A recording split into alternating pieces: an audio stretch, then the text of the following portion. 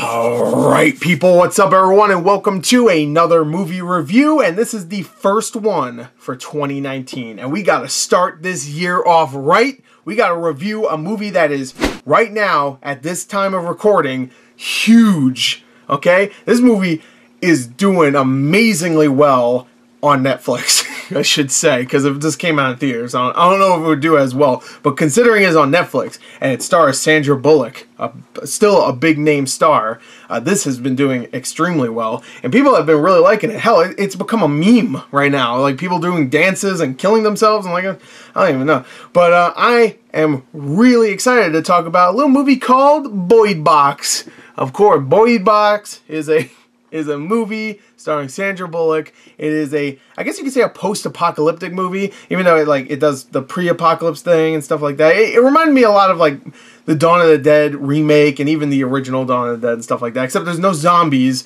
There's no zombies.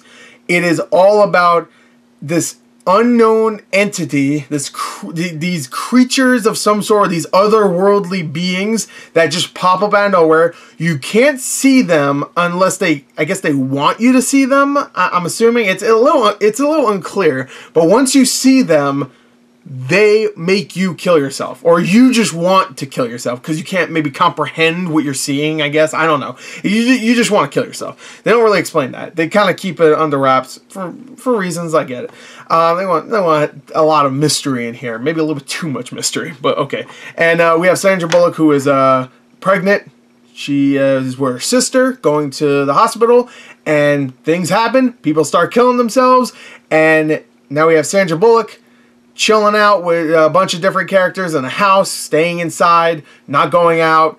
It's pretty much like a microcosm where it's just a bunch of people in a small little environment. And there's some of them that start freaking out and stuff, and you have a little bit like that. It reminded me of Dawn of the Dead, and it also reminded me a lot of Stephen King's The Mist, the movie, because I never watched I never read the book or the short story that's based on. But I was interested in that premise. So I was wondering, okay, you know what?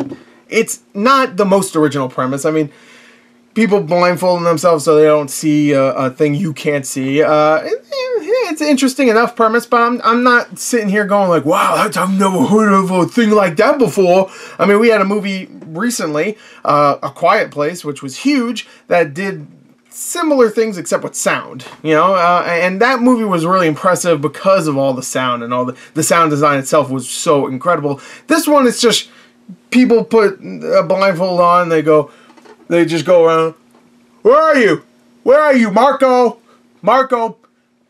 you say Polo now, I can't see you. There's magic creatures, they kind of get us. So it's just that. So it's not like the most original premise, but it's unique enough where I was just like, okay, at least it's not just another horror movie where it's a bunch of teenagers in a house and they summon a spirit, and the spirit comes around and possesses them and jump scares everybody. There is no real jump scares in this movie.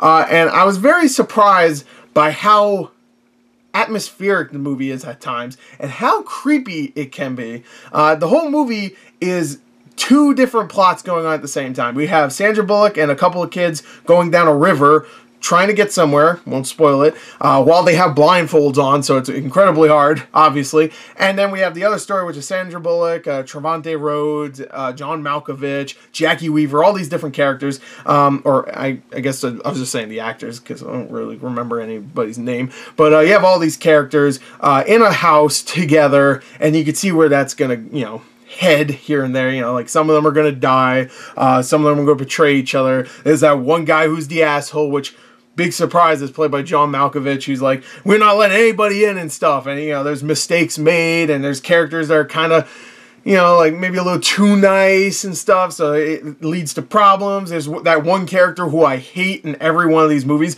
where immediately bad stuff happens and the character comes out and goes, I know, it's demons and religion and stuff. You know, you have that one character that likes to shout exposition or the reasoning behind stuff, and I hate that character, which is weird because it's played by Rel from Get Out, which is Little Rel Howery, I can't ever pronounce his last name, which is very strange that he played that character. But you have all these stock characters, I would say. A lot of them are stock. But you know what I really enjoyed about both stories, is that we get plenty of time to learn about each character.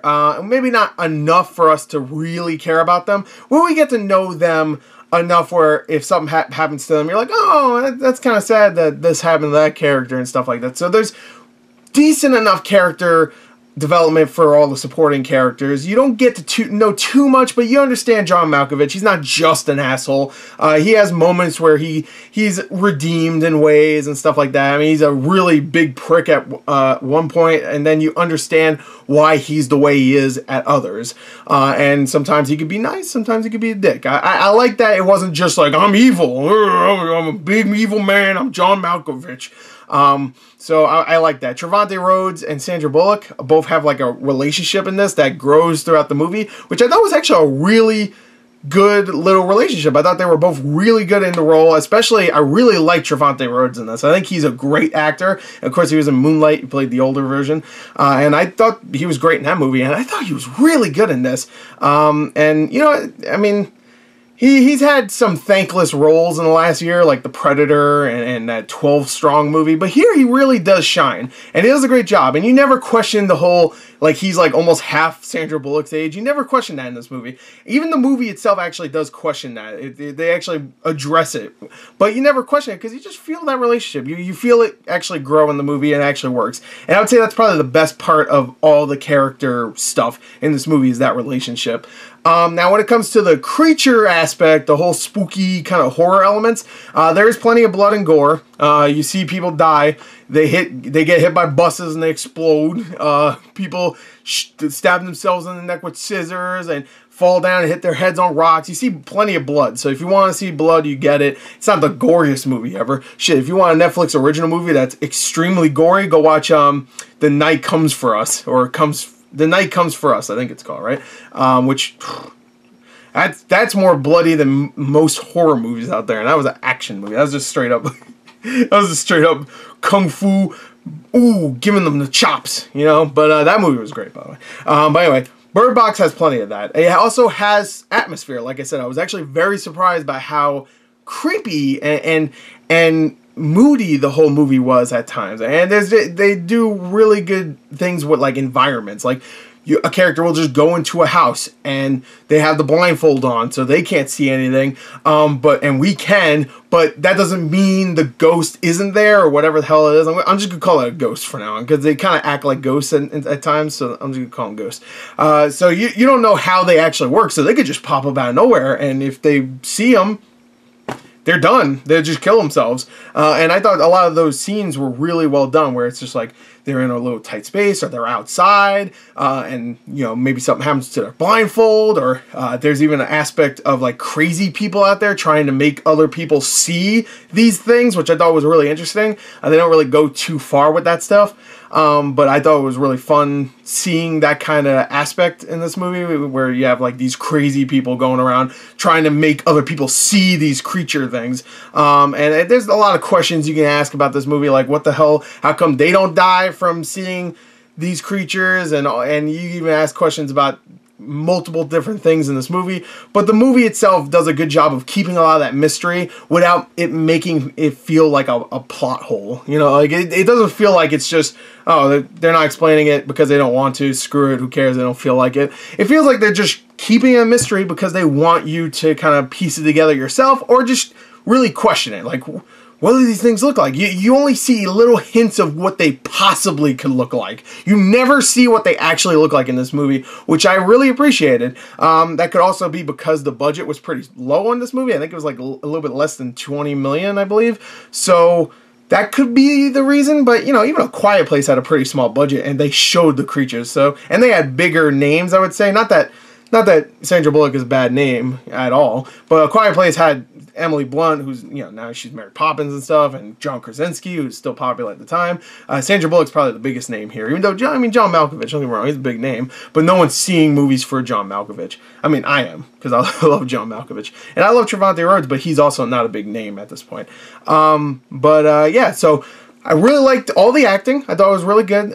Some of the characters are a little bit too stock, in my opinion, and some of the dialogue is pretty generic. It's obvious.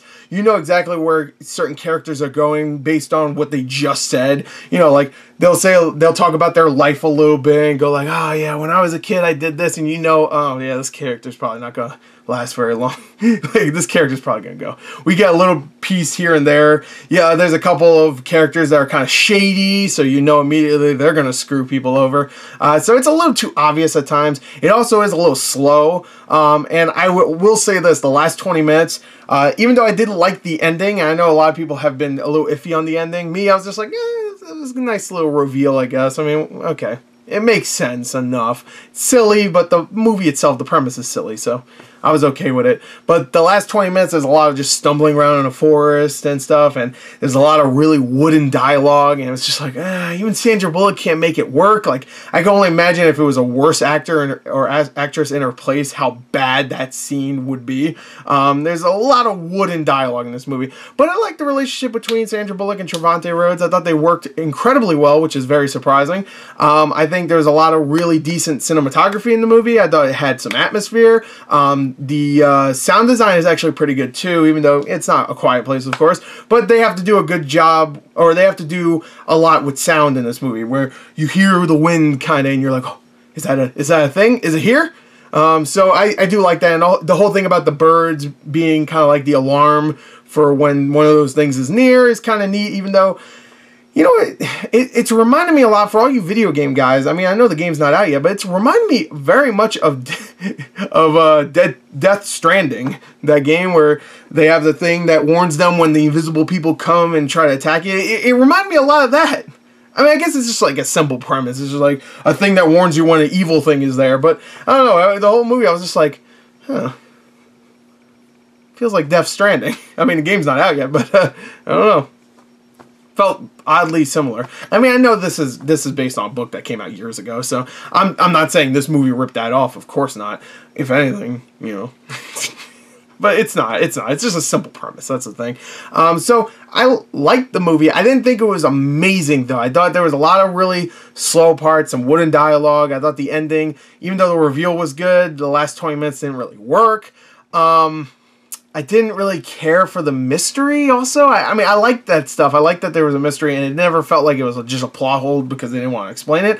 But I was never like, oh, I really want to see what these creatures look like. Especially at a point where we get to see drawings of what maybe they look like. And I was just like, that kind of made me less excited because they just look kind of like goofy monsters. I don't know. I don't know, like, A Quiet Place did it well, where they just showed you the monster, so you're not, like, the entire time, like, what does it look like? What does it look like? And then when they reveal it, you're like, oh, it looks like a monster. It kind of reminds me of Super 8. Remember Super 8 back in 2011, where the marketing was all about, like, ooh, what is it? What is it? What does it look like? And then when you see it, you're like, oh, it's like a mini version of the Cloverfield monster. Okay, all right. You're like, I don't know. So I'm glad they didn't show it here. So I'll give them that. But if all they had were kind of goofy creature designs, then maybe they should just show that. I don't know. I'm like conflicted. Like, I'm glad they didn't show it, but I'm also like, yeah, you should probably just showed it, because I'm sure the design for the monster would have been goofy anyway, because they kind of give you hints, like I said. Also, the kid actors are pretty good. I will say that. So overall, Bird Box, I didn't think it was incredible, but I did enjoy it quite a bit. Sandra Bullock does a really good job. Trevante Rhodes is really good. They're both great together. John Malkovich plays a pretty decent asshole that is actually less asshole and more someone that's just trying to survive and has to make decisions, let me just say. So I liked a lot of the stuff in this movie. I just wish a lot of the other stuff I didn't like wasn't stuff I didn't like. There you go. So anyway, that's why everybody comes to watch these videos, because I say the truth. I should say it's really late. It's like 2 o'clock in the morning. So I watched the movie. I was just like, you know what, let me do a review. All right. So I apologize if this is kind of all over the place. But there you go. That is Bird Box. If I had to give it a score, though, that's the question. What would I give it? What would I give it? I'm going to give it a 26 out of 40. I know if you're new to the channel, that's like, what? 26 out of 40? This is how I rate things. I don't know why. 0 out of 40. So I would give it a 26 out of 40, which, if you do not know, that is a 6.5 out of 10. Not bad. I liked a lot of it. There's some problems with it, and there's some silliness to it that I just couldn't overlook. The mystery itself wasn't something I was really into, but I thought the atmosphere was definitely there, and it had creepy moments. It definitely did. There's one whole scene involving a bed that I thought was like, oh, that's actually kind of creepy. And then the scene right after that was kind of iffy and a little confusing. So there's some weird filmmaking here and there, and then there's some good moments. I don't know. It's all over the place, really, with this movie. But it's all over the place, but it never felt like it was really jarring. You know, I wasn't really taken back by how all over the place it was. It was all over the place, but it wasn't too jarring. You know, like how this review is all over the place and jarring. So anyway, 26 out of 40. I hope you enjoyed the review. Thank you, and until next time, of course, goodbye.